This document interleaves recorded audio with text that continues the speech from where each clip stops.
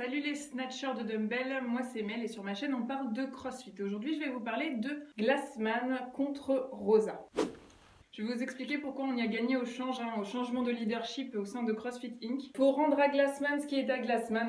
C'est un génie, il a inventé notre sport, il a révolutionné le monde du fitness en l'éloignant de sa visée uniquement esthétique. Et comme tout génie, malheureusement cela vient souvent avec un ego surdimensionné. Ces dernières années, il avait quand même fait pas mal de conneries. On se souvient du gros scandale quand il a viré absolument l'intégralité de son équipe média. Toute sa communication un petit peu étrange sur le revirement santé de CrossFit, donc avec le site internet qui montrait uniquement Papy avec son canapé à fleurs en train de faire des soulevés de terre avec son lave-glace. On a assisté à littéralement une tentative de sabotage des CrossFit Games avec une saison qui ressemblait plus à rien. Vraiment un problème de lisibilité de la saison, aucune communication, on va faire ci comme ça, pas de choix, pas de négociation. C'était des décisions vraiment péremptoires sans aucune communication. Et bien sûr, la goutte d'eau pendant le pic du mouvement Black Lives Matter avec sa blague plus que contestable qui a résulté à la mise en vente de CrossFit Inc. Donc on a Castro qui a assuré l'intérim l'été dernier avant que soit nommé Eric Roza. Donc Eric Roza, c'est qui? C'est un peu un serial entrepreneur qui monte des boîtes et qui le revend ensuite pour des millions. Il est reconnu dans la communauté pour être un bon gars. Il a plusieurs sociétés dans le marketing digital. Il est propriétaire d'une box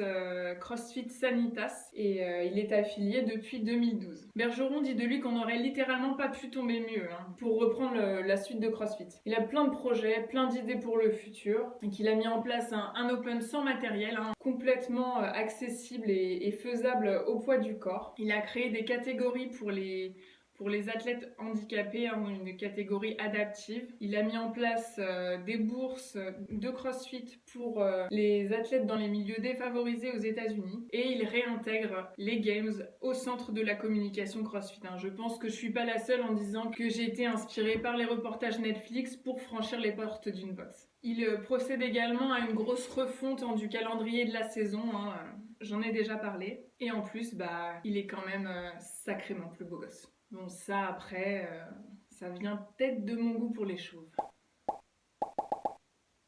Voilà, c'est tout pour aujourd'hui. Je vous dis à bientôt dans une prochaine vidéo.